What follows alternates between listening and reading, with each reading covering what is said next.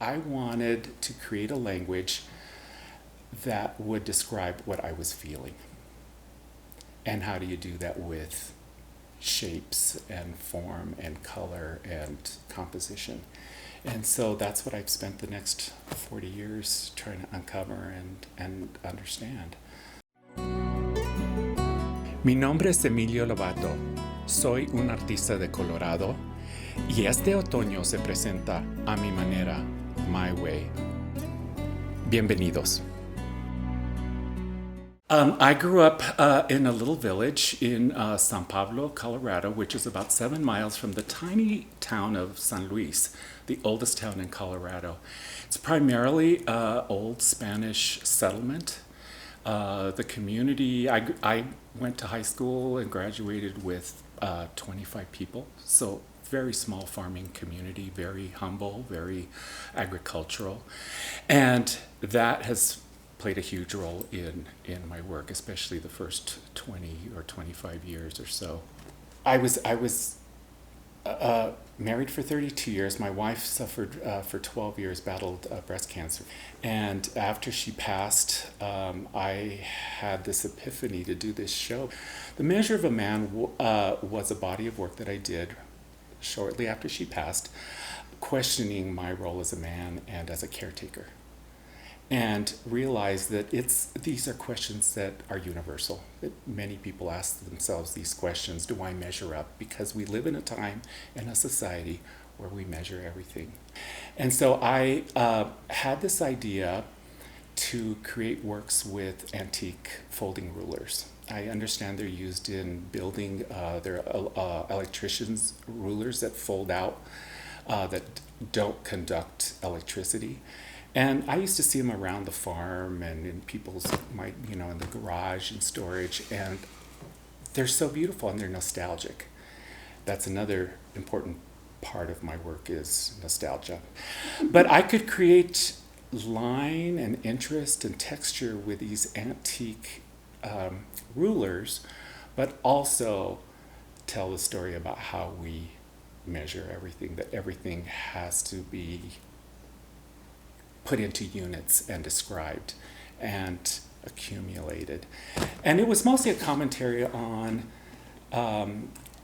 being a caretaker and having your patient die. And so I was going through some deep psychological evaluation.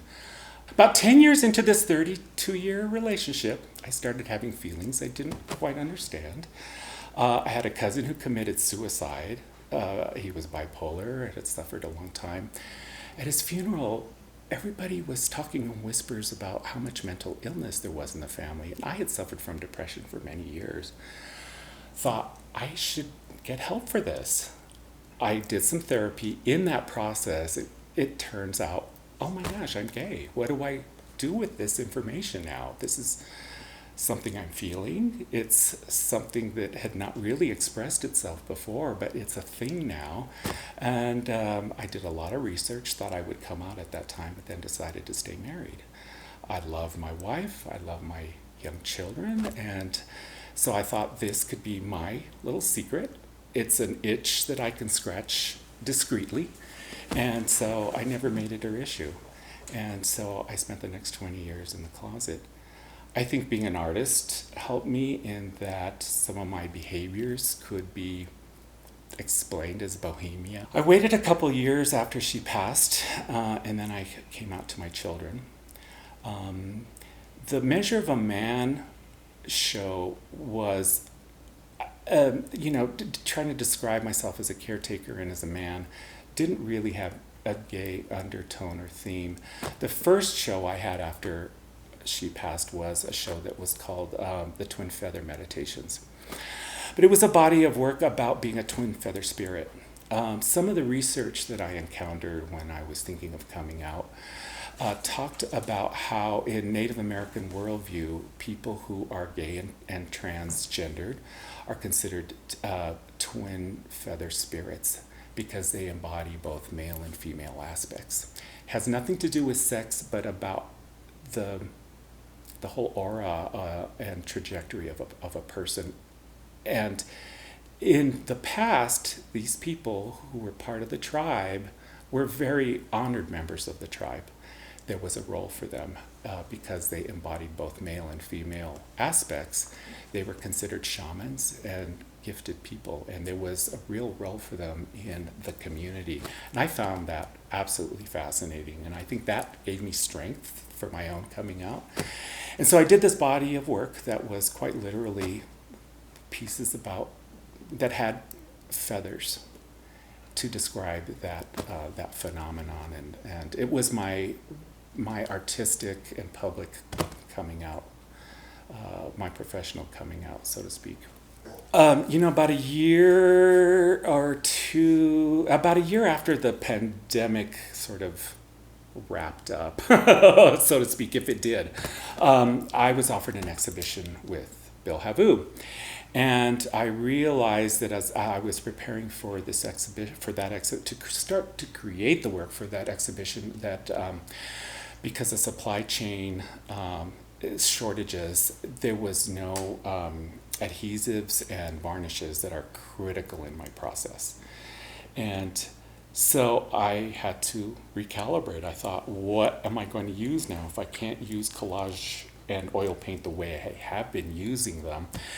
And I remembered some work that I saw 30 or 40 years ago, an Oregon artist who had done some work with rubber. And it had always stuck in the back of my head, and I thought, oh, I have to. And so in that moment when my regular materials were not available, I thought, I'll experiment with rubber. I found a source locally for industrial rubber, and it is sold by weight. It's really interesting.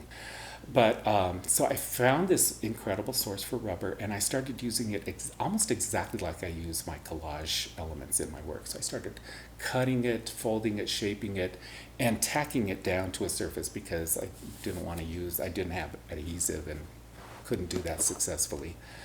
And as the show sort of unfolded, it became obvious to me that really what I was exploring and thinking about was this post-apocalyptic world that we live in now. The color's very dramatic. The material really records elements of its manufacture. So there's these things that are totally beyond my control that I can use in the composition or as a focal point, or is very subtle. But it also speaks to the fact that, we all came through this pandemic, sort of reacting to a situation, not having any control of what was going on. Or what was going to happen to us. I mean, there was that unpredictability. And there were many, many moments where it felt, the time that we have lived through the pandemic where it felt hopeless and bleak and dark. And that's a real part of our experience. In the mid-90s, when I started to explore my gayness and tried to understand that, I did a body of work, which I think I worked on for about 2 years, where I was trying to describe what I was feeling about deciding to be closeted and feeling at the time like, you're the only one that's gay. You're by yourself, or your secret isolates you from reality and from people because this very real part of yourself has to be contained, or I had decided it should be contained. And so I did this abstracted figurative series where they were isolated male forms in this composition, in this space, surrounded by what was, I used, textures and drips and the paint to be expressive of tears, of sorrow, of pain, of turmoil. Because even though the closet was my choice, it was not always a comfortable place. And so feeling isolated and feeling singular was a big part of that. Growing up in the San Luis Valley, so far from everything, it felt like I was really far from civilization, from opportunities, from activities. And so I have explored that theme of isolation in my work for many years, is how do feeling isolated and solitary are a very human condition. We all feel it at times in our life, on and off, to varying degrees. And for me, I wanted to describe that experience because it was so big and so real and very formative to who I've become as an adult. I grew up with this very real trauma of being marginalized in a community, in an already small community. How do you overcome that? How do you heal from that? And so I thought that my art, trying to create this nonverbal language, would be the way that I heal, the way that what I had to contribute to the art world, for example.